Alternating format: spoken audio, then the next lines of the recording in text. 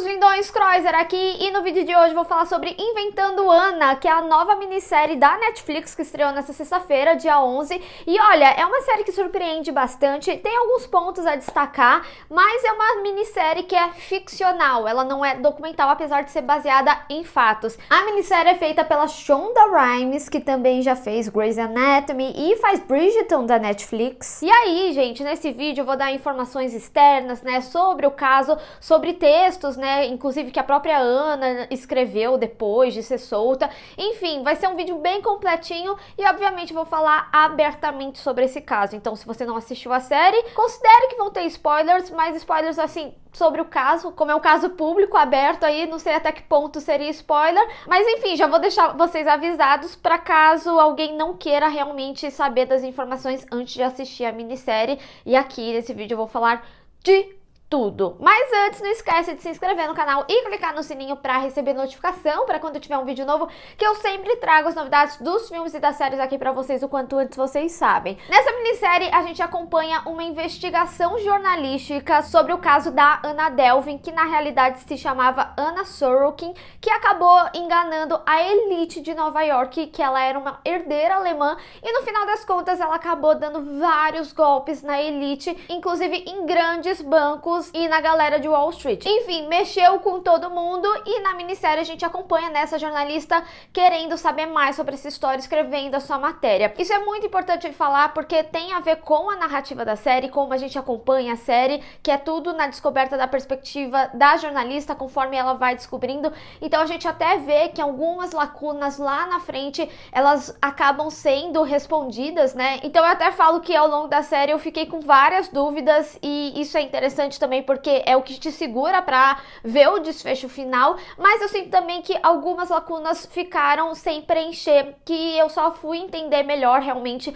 depois de pesquisar na internet sobre o caso e tudo mais. Como, por exemplo, ela tinha esse dinheiro que ela dava, as gorjetas e tudo mais. Na minissérie eles até mostram, né, ela passando cheque ali no banco e aí eles trocando por dinheiro, e aí isso já responde como que ela tinha esse dinheiro vivo e como ela pagava as coisas em dinheiro, mas depois, lendo sobre o caso, eu vi que na realidade ela realmente, por ter essa história de ser herdeira e tudo mais, ela convencia os bancos que o dinheiro dela também estava lá no exterior e tudo mais, e assim que ela conseguia. Então por isso que eles também não ficavam conferindo, né, se o cheque tinha fundo e etc e tal. Então eu sinto que faltou algumas lacuninhas, mas ao mesmo tempo é aquilo, é uma minissérie que ela tem a base da história real, mas é uma minissérie ficcional. Ela não tem a pretensão de ser um documentário, ela não tem a pretensão de necessariamente fazer um perfil psicológico da Anna. Essa minissérie tá realmente contando essa história e tá contando a história da perspectiva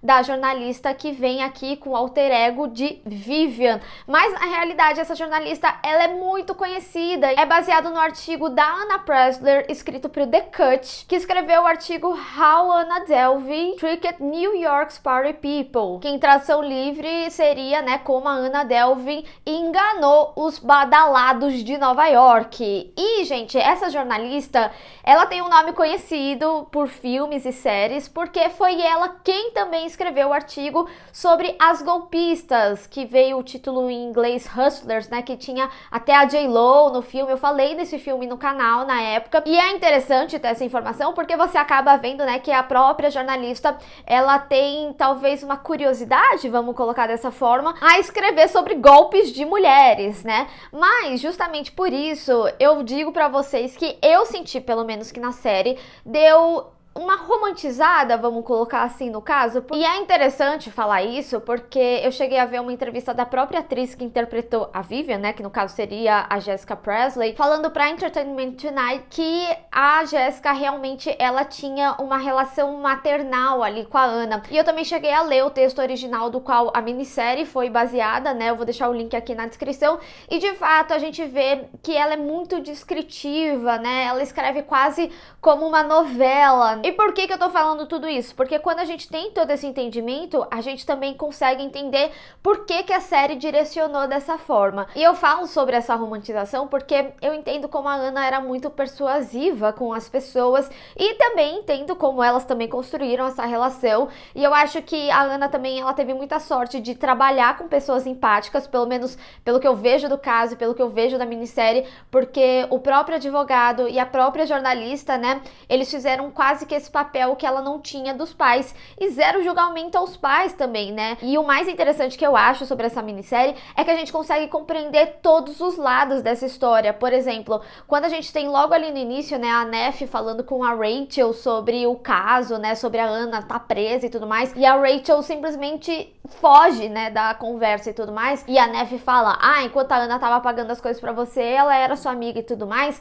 Eu realmente fiquei assim, realmente, né, ela tá envolvida num cenário que realmente tem pessoas que acabam se associando por você por interesse. Inclusive, o golpe da Ana só deu certo porque as pessoas viam isso nela também. Ela é uma herdeira, então ela pode fazer parte do nosso grupo, sabe? Então, assim, natural que outras pessoas também fizessem isso com ela, mas quando a gente tem a história de Marrakech, a gente também consegue entender o lado da Rachel. Eu vou destacar esse episódio porque pra mim ele foi muito intenso e foi um episódio que eu fiquei realmente ansiosa porque ia ficando grave toda a situação, e aí quando ela passa o cartão da Vanity Fair e aí o cartão pessoal dela, e porque a gente, como público, já tem a perspectiva de que ela é uma golpista, principalmente que a série já contou pra gente no primeiro episódio, ela tá presa desde o primeiro e tá contando essa história, mas aquelas pessoas, naquele momento que elas estavam vivendo essas coisas, não necessariamente sabiam. Então esse episódio, ele me causou certa ansiedade, eu achei ele realmente muito legal. E é isso que eu falei, né? A gente consegue transitar entre opiniões, porque a gente tem essa perspectiva da Rachel antes, depois quando a gente tem noção do que aconteceu ali em Marrakech, a gente tem mais compreensão da atitude da Rachel,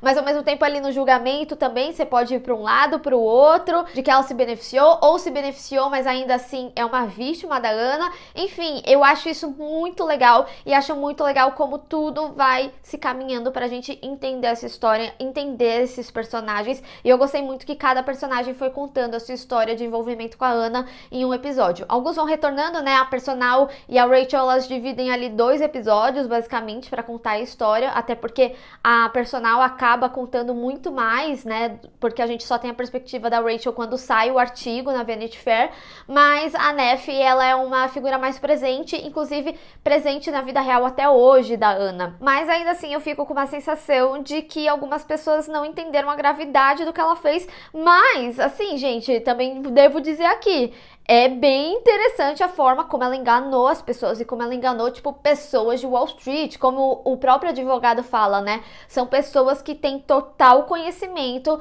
de como são os processos das coisas, que são responsáveis, são pessoas de grande nome e que acabam responsabilizando ela. Mas, ainda assim, é um golpe. Então, quando eu falo que tem uma visão romantizada, me parece amenizar o que ela fez, mas no final das contas não deixa de ser um crime, e é isso que eu quero dizer. Inclusive, deixa vocês aí nos comentários se vocês ficaram com essa sensação também, ou se vocês acharam tudo simplesmente sensacional, porque inclusive, né, devo dizer aqui, quando teve Hustlers, eu achei muito sensacional a forma, né, de como a história foi contada. Ainda assim, era um golpe, mas eu até gostei mais como foi feito, né, como que foi criado todo o golpe, como a história foi contada. E aqui eu sinto que talvez tenha algo relacionado também com a imagem da Ana, no sentido de como ela acaba sendo também grosseira com as pessoas. E depois, quando eu fui pesquisar mais coisas, né, externas, inclusive entrevistas da própria Ana e também o texto que ela escreveu falando sobre a época de prisão dela, também vou deixar esse texto aqui na descrição. Ambos os textos que eu citei aqui, eles estão em inglês, tá? Mas me faz parecer que ela não tem muito remorso das coisas que foram feitas. Mas, ao mesmo tempo, ela toca em pontos muito interessantes, né? Porque ela chegou até a falar que ela não assistiria a série da Netflix, porque nas palavras dela, ela fala, não posso deixar de sentir como uma reflexão tardia. Porque realmente ela pagou pelos seus crimes, ela ficou presa em determinado período, e ela fala muito sobre ela viver uma vida por causa de um erro que ela teve quando tinha 20 e poucos anos. Então ela fala como isso não reflete mais ela e que ela tinha essa sensação de que ela nunca ia poder seguir em frente, já que sempre ficavam retornando isso. Inclusive, a própria Ana, ela ganhou dinheiro com a minissérie, mas não ganhou, porque o dinheiro que ela conseguiria dos direitos da minissérie foi, inclusive, para pagar a dívida que ela tinha, né? Que era uma dívida lá de quase $200 mil, que eles falam ali no final da minissérie. Então, também acho que as pessoas podem sim seguir em frente e tudo mais. Por isso que eu quis ler esse texto, ver um pouco da perspectiva dela, mas eu realmente senti, né, em algumas entrevistas também que saíram. Vou deixar tudo que eu vi aqui na descrição para vocês, tá? Que ela mantém muito a perspectiva que ela tem sobre o caso. E devo dizer que depois, refletindo, né, sobre tudo que a gente acompanhou aí na história dela, da minissérie, no final das contas, a própria minissérie é a visão que ela sempre quis dar. Porque quando a gente chega naquele momento final que o Todd, o advogado dela, defende ela falando que ela era só uma menina de 25 anos que enganou milionários, bilionários que sabiam muito bem do que estavam fazendo, que ela não sabia absolutamente nada do que ela estava fazendo, a gente vê que ela fica sentida com isso, porque quando eles têm aquele embate, né, sobre ele defender ela, e ele fala que ele vai defender ela até o final, ela fala que ela queria deixar muito claro que ela esteve muito perto de conseguir e que ela foi muito genial nas coisas que ela fez. E aqui no argumento dele a gente compreende pela parte de defesa, né, que ele realmente tem que ir para o melhor caminho, que ele acha que ela vai pegar uma pena menor, tanto que em alguns crimes, né, ela foi absolvida, mas de uma forma geral, do que eu até acompanhei de redes sociais, teve uma repercussão positiva sobre o golpe em si dela, né. Então eu sinto muito que essa minissérie, apesar de ser da perspectiva da jornalista, também traz um pouco a visão que a Ana queria dar sobre o caso dela, sobre esse grande golpe que ela deu na elite de Nova York. E além disso, eu não posso deixar de falar que a minissérie, ela tem alguns pontos que são muito importantes, principalmente sobre a visão da mulher, mercadologicamente falando, e isso traz um paralelo, inclusive, sobre as duas personagens, né, que é a Vivian e a Ana, tanto na forma que a Ana persuadiu, né, pra conseguir as coisas, sobre, só porque eu sou uma mulher muito nova, a gente também vê o machismo, né, no momento em que o cara assedia ela ali, sendo que ele queria fazer negócios com ela. E a gente também vê muito disso na Vivian, que tem o seu trabalho julgado por um erro que nem foi cometido por ela, foi cometido pelo colega dela. E ela vê nessa história da Ana como realmente deixar um legado, porque mesmo se a matéria não tivesse repercutido super como foi, como eles demonstram, ainda assim ela teria feito um grande trabalho. E ela sabe também, por conta da gravidez, né, que ela talvez não teria chance de retorno de mercado, porque ela não sabia como que ia dar essa matéria. Obviamente foi o melhor dos mundos, né, porque a matéria bombou, ela teve muitas oportunidades, as pessoas estavam curiosas com relação a ela especificamente, tanto que a gente vê até hoje, né, ela tá na Vanity Fair, essa é a segunda obra, pelo menos no meu conhecimento, que é baseada em um texto dela, então ela tá super bem, mas ainda assim existe uma pressão muito grande, e a série ela traz bastante essa discussão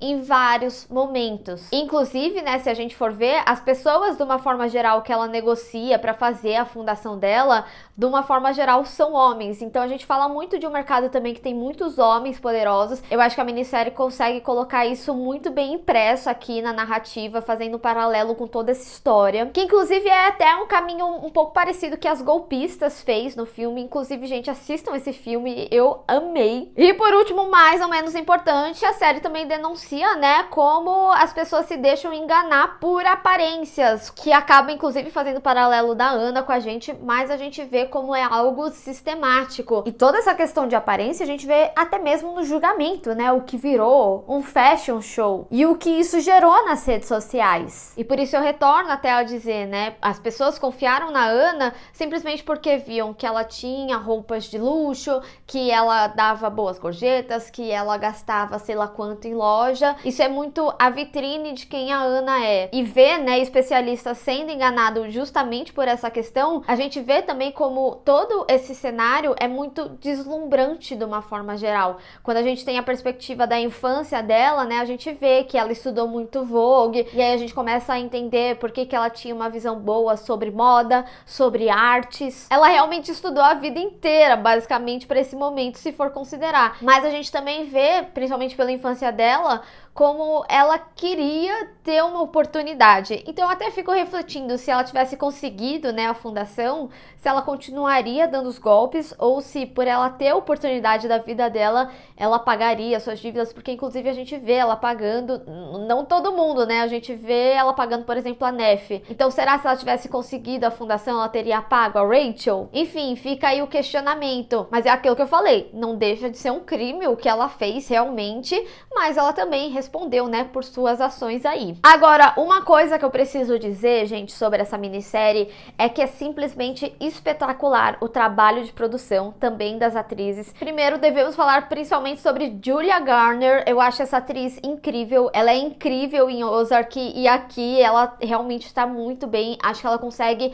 passar bem alguns trejeitos, né? A atriz também deu uma entrevista em Entertainment Tonight que falou que ela teve o contato com a Ana e também vendo as entrevistas da própria Ana Sorokin, de verdade, tinha algumas coisas que eram bem similares, mas, gente, é incrível como a minissérie, ela fez vários momentos muito equivalentes, porque primeiro que a caracterização da Julia Garner tá muito boa, mas também me impressionou muito o momento ali do julgamento. Tem poses que são idênticas, você vai ver as fotos do caso realmente no Google e tem momentos muito equivalentes. A capa da matéria você vê igualzinha a Julia Garner com a Ana Sorokin. Dá pra ver de uma forma geral que é uma minissérie que teve um cuidado, inclusive de fotografia, né, porque afinal a gente tá falando de hotéis de luxo, iates e tudo mais. O figurino, gente, tem um cada vez mais lindo do que o outro. Realmente utiliza de marcas de luxo que, inclusive, a própria Ana utilizava na época. Então a minissérie tá muito de parabéns nesse quesito. Eu gostei muito dessa minissérie, apesar de ter falado sobre essa parte da romantização.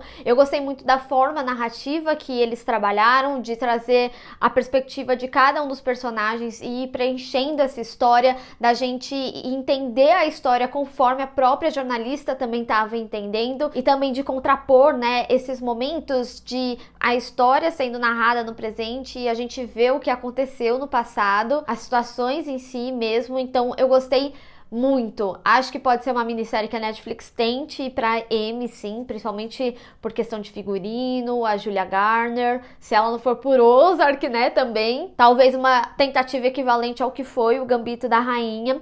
Enfim, é uma minissérie que ela é muito boa, tem momentos intensos e eu acho que pra quem viu, tipo, o golpista do Tinder e tá muito curioso em casos assim, né, provavelmente vai gostar e muito dessa minissérie também. Mas eu quero saber de vocês. Vocês já estavam familiarizados com o caso? Vocês gostaram da minissérie? Qual que é a sua opinião geral sobre o caso? Vamos discutir. Bem, pessoal, espero que vocês tenham gostado desse vídeo. Não esquece de deixar o seu gostei e compartilhar nas redes sociais, inclusive me segue lá, se inscreve no canal e clica no sininho para receber notificação para quando tiver um vídeo novo. Te vejo no próximo. Tchau!